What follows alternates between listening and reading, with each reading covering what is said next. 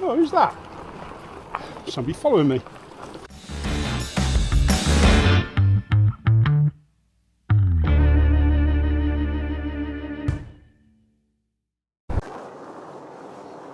Right, we're out on the new bike. Second ride. Had a bit of a blip again with my health, so I've now made up my mind. I haven't spoke to a doctor yet, but I've made up my mind to stay on a small dose of steroids. I cannot go down to nothing. Nothing works. So I haven't ridden for a week or so, and we're over a week now, because I just couldn't stay awake.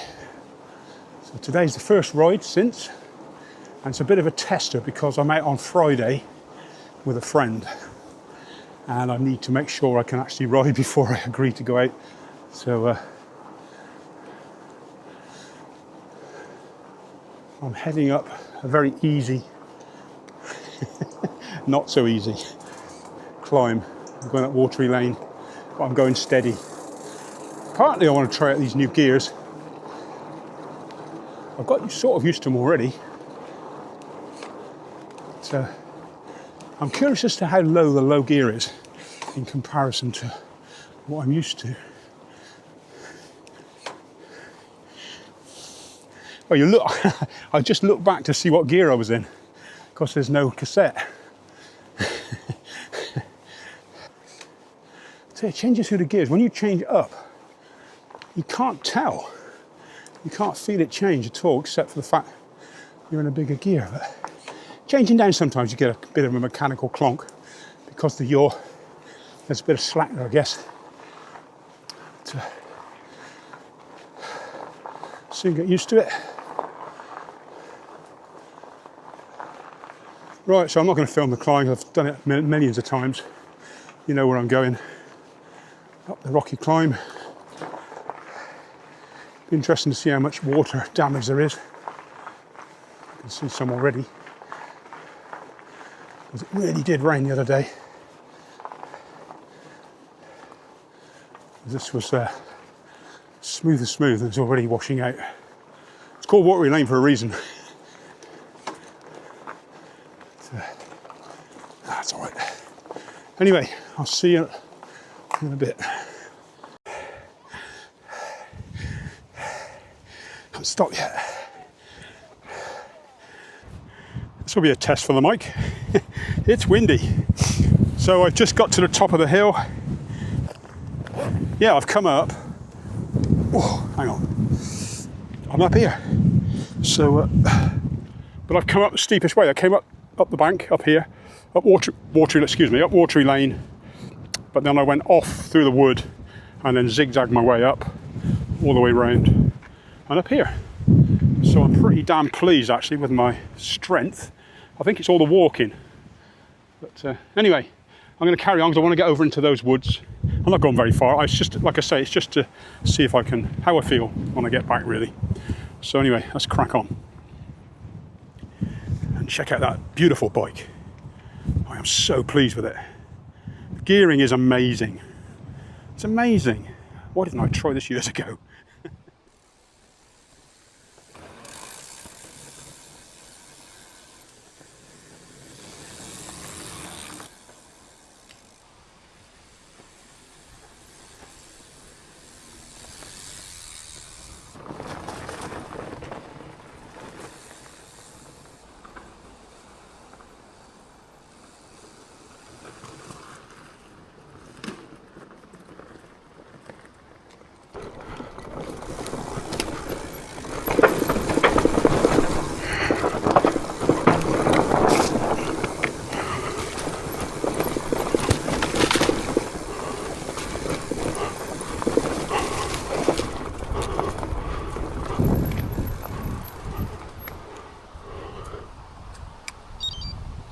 I think I'm trying to a little bit too hard.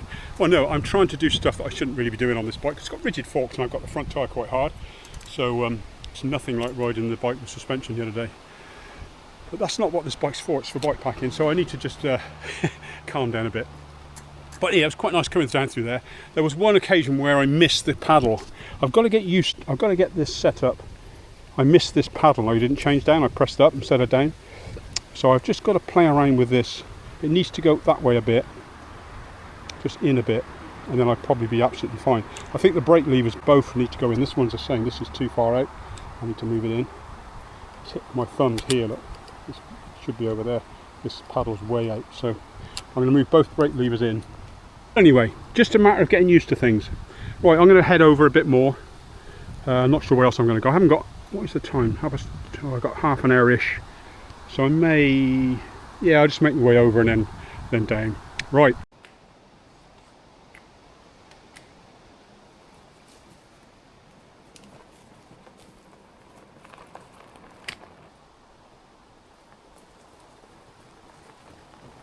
Cool. So today is Wednesday. Yes, it is. And I'm just going to sort out a few things, tweak setups, check tyres. I'm still fine-tuning the pinion bike. There's a couple of things I'm not happy with. I'm always fussy. As I mentioned to you, I'm going to move the brake levers in a bit. It's the first proper ride yesterday, really, in the rough terrain and things. And I'm toying with putting my Bluetooth suspension forks back on. What it is, I'm out on Friday and I want to take this bike and I'm probably going to do rougher terrain than I would probably plan to do on a bike packing trip. So I've got some lighter weight, older forks up in that corner. So I'm probably going to pop those on just to see how it goes. They're not that heavy and they're quite basic. So it just means I don't have to run a bigger tyre or a softer tyre on the front. It's just a matter of sorting out the perfect setup for what you want to do for yourself. So everything's different for everybody. And once you get your bike, you ride it, fine-tune it to the way you want it. And then, so my old bike, I had it perfect. And of course, what do? You strip your old bike, build a new one, and then you've got to start again. So I want to get this bike how I like it. So it's just a few little tweaks, really. It's not much to do. So I'm going to get on and do that. A bit of a clean up. So these are my old Bluetooths. These are years old. I sort of went for a spell of running just rigid forks, but it really depends on where you're riding. It's quite a simple thing to change. If you've got both, if you've got rigid and you've got suspension, then it's good to have. You've always got that option. But this is a bit of a... I've done this so many times, keep chopping and changing, but it's easy enough to do. So I just need to... I rode yesterday and I was thinking to myself, I really need to either let the front tyre down a bit, because of what I was riding. It's rough, rocky terrain. And I thought to myself, I need to either let the tyres down or put suspension back on this bike. But I'm a bit caught. I don't really want to spend, obviously, a load of money on suspension forks or have them too heavy. So this is a bit of a obvious route to take, because these are pretty light. They're just basic 32mm leg basic forks, nothing fancy. All they do is they give you that bit of cushioning. Right, let's pop these other forks off. Take the wheel out. You must look at my videos and go, flipping heck, does he actually ride the same bike for more than 1 week? And yes, I do. And I will be. But I say, this is a new bike, so there's a lot of fettling to do on a new bike. So I've got my wheels sorted out, got my gearbox sorted out. I think I just need to run a lighter suspension fork. And then we're pretty much sorted, I'm hoping. So as I say, I'm out on Friday and hoping to do a 50-mile ride or a 40-odd mile ride. If I don't, I'll just call it a day, but we'll see. I am feeling better, so then I can start training for longer rides. I've started taking creatine. I don't know if I've mentioned this already, but it's like an amino acid which your body craves. If you don't eat a lot of meat, which we don't eat a vast amount, you probably need to take it. It just stores in your muscles, and then when you need power, you've got it. As you can see, we've just made this frame bag. So I was going to buy a long top tube bag, and we had a little chat, and we thought, oh, I'll make one. So I've drawn up just a minute ago, done the template for it. So I'm going to do a similar colour to sit on the top. To be a long top tube bag. It just means because I love this, but it's quite handy when you're doing longer trips to have everything available on here. And you haven't got to worry about opening up this big bag. So I can just leave things in here that I don't need all the time. You know what I mean? This will be the food and bits and bobs I need to get out bag. And it will match this one. Yeah, so we're going to do that. We've got the stuff to do it, so why not? We're not looking to make bags for other people. I mean, we have made bags for other people, and if somebody really wants something, then we can do it. But we're not going to advertise that we make custom bags. Been watching a lot of videos. I watch a lot of videos. Hang on. I watch a lot of videos, and I comment on them, and I think immediately after I've commented, I think I shouldn't say that. So I delete it. And I did it this morning. I watched somebody, a girl who's a regular bike packer, and she's got a lot of followers, and she was saying what she eats and what she advises, to eat when she's doing what she's doing. And I disagreed. So I wrote a big long comment. And I thought, you cheeky so-and-so, how can you... you can't tell her what to do. So I deleted it. But it is quite frustrating when you see... Well, it's very frustrating when you see someone doing something you know it's wrong, and they're telling everybody in the world to do it. So you have to be a little bit careful. I have to be super careful about what I say, in case people take it as gospel and follow it and then come unstuck. So I only I look into things, because it is quite basic. Food is quite a basic thing to get right. So it's not rocket science. So I'm pretty sure what I say works and is good advice. And obviously at the moment in the news, there's all about this weight loss drug.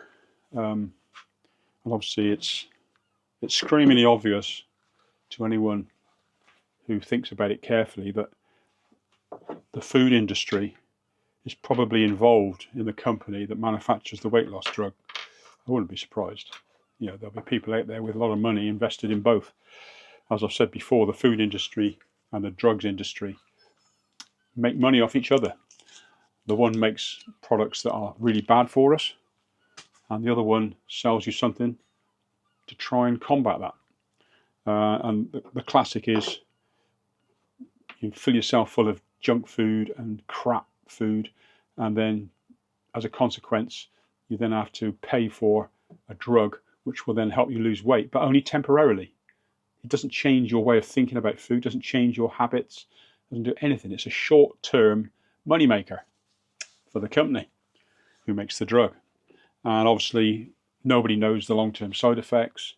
For some people, bearing in mind, for some people it changes their life. So they'll take it and they'll go, I like this, I like the fact that I've lost this weight, I can do this and I can do that. And they don't want to get the weight back on again, so they consciously change their habits. And yes, it works, but that's a tiny minority of people who are doing it. And obviously you don't need to do it. And no one's going to tell you that. The people who sell you weight loss programs and weight loss training videos, and there's something on televisions at the moment saying, oh, are you one of the people who are genetically prone to be overweight? Well, it's crap, because you're not. If you haven't got the foods around you that make you get overweight, then you don't get overweight. Because real food, you just can't eat enough of it because it's so bulky. If you try to eat a plate of real bread or meat fills you up, for instance. If you were to eat a big steak, you'd be full for probably a day. It would take you a long time to feel hungry again because it takes your body a long time to process that meat.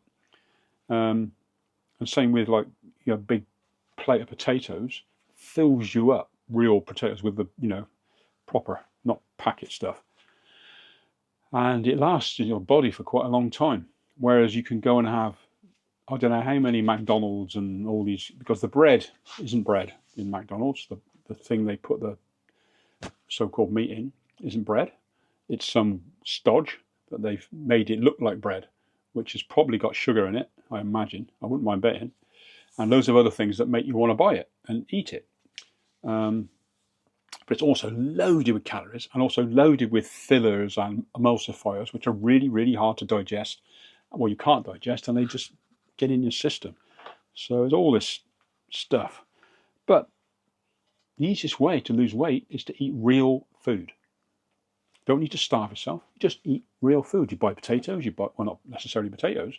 I would avoid potatoes. I would go down the low carb route, higher fat route, and that's the one that tends to work because that's the most natural. You can eat beans, nuts, fruit, dried fruit or fruit, and meat, dairy, and all that sort of thing. That's a balanced diet which got loads of nutrition in it. A lot of these things, when they say, "Oh, I'm gluten-free, I'm gluten intolerant," it's probably not. You're not intolerant to gluten. You're intolerant to the chemicals in that product, not the gluten. It's the chemicals they're putting in it. I'll guarantee you, it's probably what it is. Same with dairy. A lot of the dairy stuff. Some people are lactose intolerant, yes, but a lot of things are. They're drinking stuff that's got more than just milk in it. And then they're picking on the lactose and saying, I'm lactose intolerant. And I've seen people that are lactose intolerant, and then they go and have something that's got lactose in it, and nothing happens. So there's so many allergies now. And obviously cancer is a modern problem. When I was young, it was very rare that anybody had cancer. I never knew of anyone I knew that had cancer. Really, very rarely heard of it. So that's a modern product. That's a modern problem. But anyway, I've got right off track. I'm supposed to be fitting a set of forks. Right, let me just get on with this. I talked about my health in my last video, then I ended up deleting it because you just end up preaching, which I don't want to do.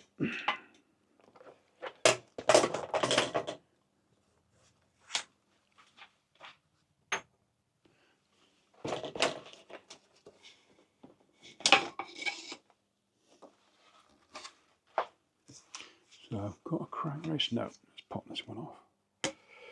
There it is. Save my nails. There we go. That's it.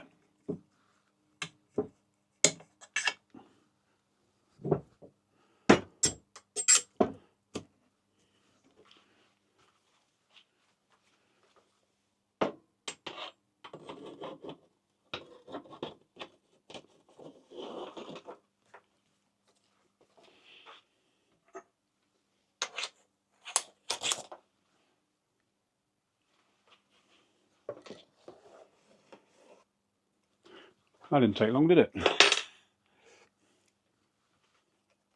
I'll adjust the handlebars when I've finished. When I get it on the floor.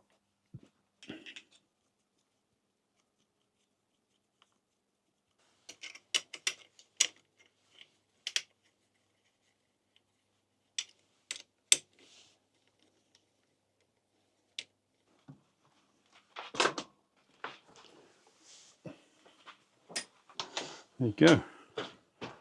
All I've got to do is pop a front mud guard on and we're done. I've just got to move my brake levers in now, as I mentioned earlier.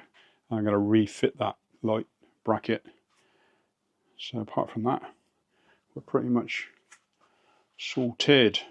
I'm going to have to take this tape off, which is easy enough to do. As I say, this is all, you can use it over and over and over. So that's the advantage of this tape. Genetic silicone tape. I love this. I love the stuff.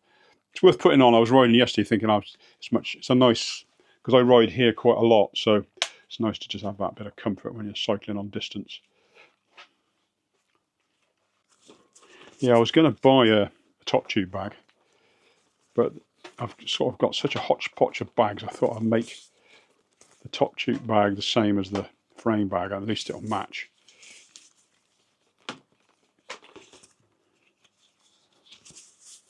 Because the other bags I've got, they're the main bags really. The top tube bag and the frame bag are your main bags. Everything else, little add-ons. So I should be able to get most things in those two bags. Right, I also need to push this. There's a paddle on here which is adjustable.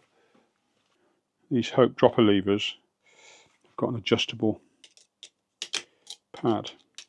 So you can, that's it, slide it in. I wonder if that's enough after all that.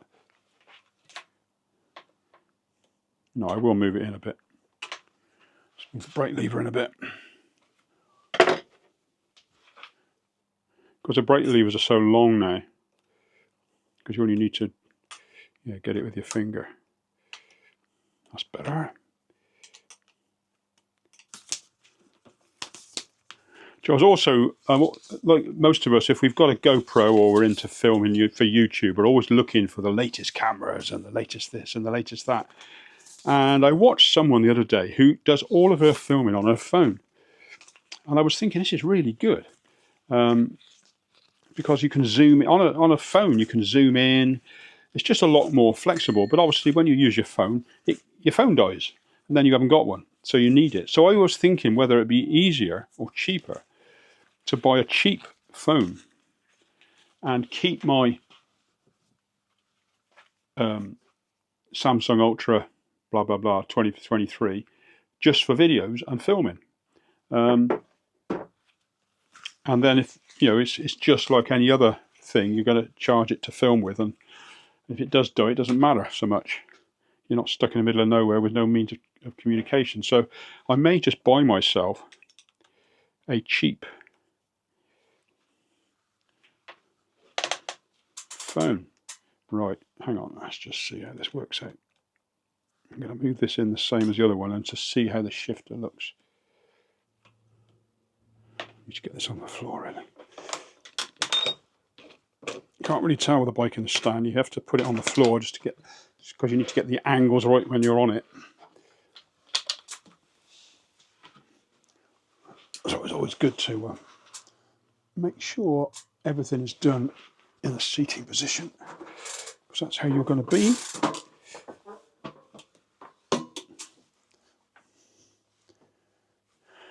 Oh, it doesn't feel right. Something doesn't feel right. I cannot stand things being mismatched. It seems, because it's on the tip of my thumb, rather than being here where yesterday I tapped the wrong one, whereas because I'm back here now, breaking on the ends of the levers where I should be. I just need to get, because these are quite close, I just need to get used to which is which, because I found myself looking yesterday. No, I think that's about right. Tip of the week. This is the secret of health food. This is proper, real sourdough. Brown sourdough, seeded. Better than all that supermarket rubbish. And now, back to the video.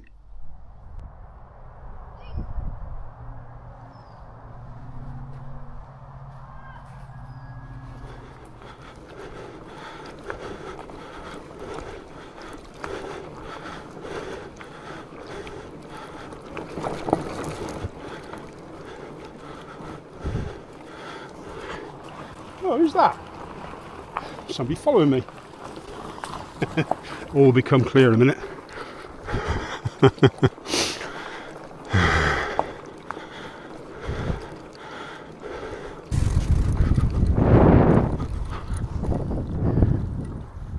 you know where we are? No mud today. Not dry.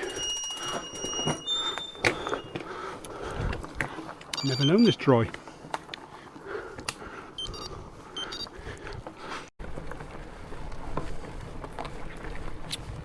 I think we're all right today.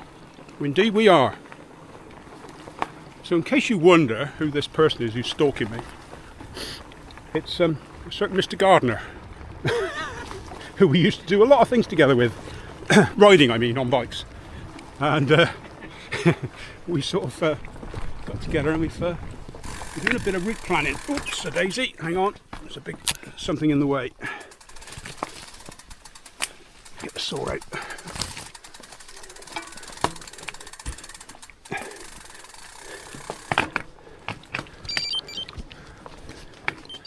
So yeah, we've come out to pre-ride or to get some idea of the route for next year's Surly 100. This may not be in it, or it may be in it, we'll see.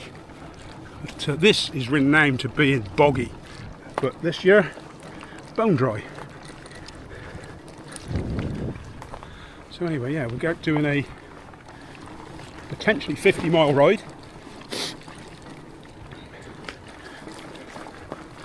So let's see how. I wasn't going to film today, I was just going to ride, but I thought I'd record a bit of it. So we'll see in a bit. You get what? Oh yeah, discount bubble bubbling. Confused. Never mind. Come on, mate. Shake a leg.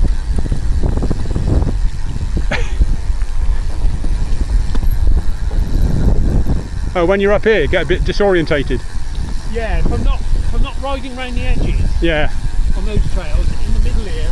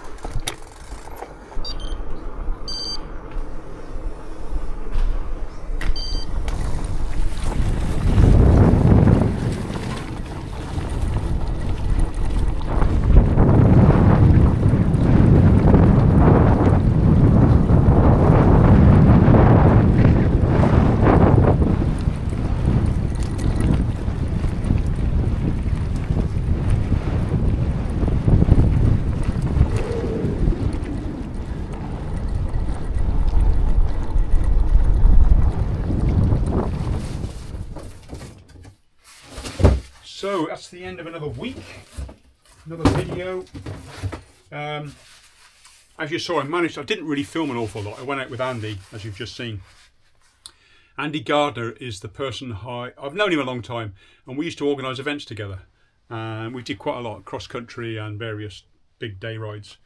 And sort of stopped doing it. Andy's got a lot of work commitment, so it didn't really work out. And then I stopped doing what I was doing.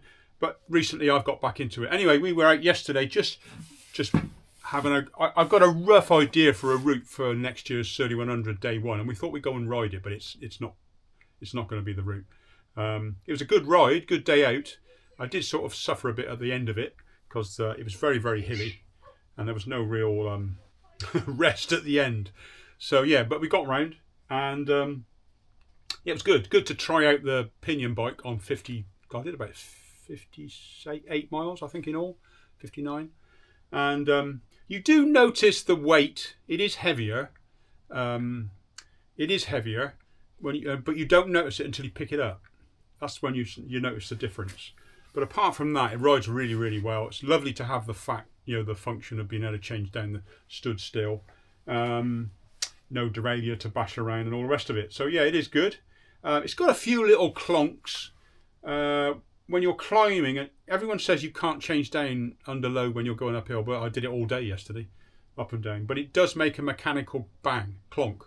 you can hear it like this, you know, a metallic tap when you change down. I guess the teeth are jumping to the next tooth, but apart from that, it changed every time. There's no sort of times when it didn't change. And so yeah, I'm really pleased with it. It's my go-to bike now for distance rides, and if I was competitive doing distance rides, I probably wouldn't have one. It's a different sort of beast. This is a reliability beast for not having to worry about anything. There's your bike. That is perfect. But if you're into racing and you want the ultimate race machine, then no, I wouldn't, because of the weight penalty. I would definitely go for lightweight everything. But that's not what I do. And that's not what a lot of people do. They just want the simplest of setups. And this bike, I'm talking about it, it's just there. So yeah, this bike is perfect for the sort of buy it, build it, that's it. I've now got suspension on the front. I put my Bluetooth back on. It's perfect. It was lovely yesterday. Just that little bit of give, just for the downhills. I didn't have to sort of worry about going downhill and getting my teeth rattled out. It was perfect. It's a lovely setup, not too heavy. So yeah, all in all, great bike. Really impressed. Sheila's bag was great as well. It's still got a lot of stuff in it, as it looks a bit bulgy. I think I can't remember what's in the bottom, but there's a coat, I think, or something. Anyway, bubble wrap, because I had there's something, tell me this, a good fuel for cycling and bike packing is bananas. But how do you transport yours? Do you bother taking a banana? Because 9 times out of 10 you'll put it somewhere and by the time you get it out it's bashed to a pulp. But what I did yesterday was I put it in bubble wrap. So I bubble wrapped, that's what's in there now. I bubble wrapped 2 bananas and they were fine, just like new when I got them out. So, but it does take up a lot of space. Anyway, I just thought I'd drop that one into the conversation. I've just had some more forks turn up as well, in case you wonder what's in my hand. So more of my carbon forks. These are for fat bikes only, really. They've got mounts on the side, so I just had a couple more show up. And also, I think I mentioned to you, did I mention to you that I was getting a frame? I've sold a frame, and as part of the deal, I've had my old bow tie back. It might seem a bit crackers, but this is the frame I didn't want to sell. I sold it and regretted it immediately. And the chap who bought it has ordered another frame off me, and we did a bit of a deal, and I've got it back. So will be interesting to see what I do with it. I've also got my old Raven there, but I think I'm going to sell that because I've got this now. I don't need that. So that Raven, the original one, is probably going to be up for sale. And there's a few other things I've got to sell. I keep saying there's frames up there I need to sell.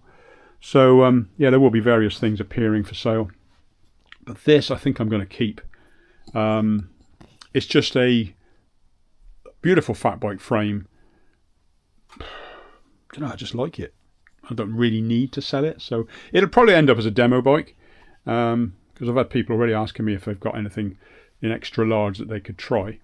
And that's a large and a medium frame up there actually, which actually also work as good demos. So we're selling a lot of bikes at the moment, or I am. When I say a lot, I mean a couple a month, probably more this month actually. So and at the moment it's all Pinion. Everybody's asking for Pinion, so it's obviously proving popular. Anyway, so that's it for this video. In case you're wondering what all this is, I'm re-stickering my bow tie because these are stickers on here. So I'm going to take everything off, give it a polish because you can.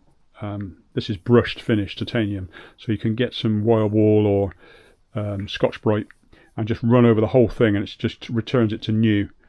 And then I'm going to put some new fresh stickers on. So yeah, it's going to be nice to have that back. Don't know what I'm going to do. It may end up getting sold, but at least it'll be refreshed, and that's the beauty of titanium. It's just like new. The chap who had it has really looked after it. It is in beautiful condition, so I know he built it up into a lovely bike, but he's since bought something else off me. So still a fat bike, but it's a bow tie LS. So he wanted something a bit more aggressive and slack. So that's what he's gone for. Right, okay, that's it. That's enough waffling. That's it for this week. I will see you next week, hopefully. And we'll see what this week brings. Hope you have a great time. Hope you have a great week.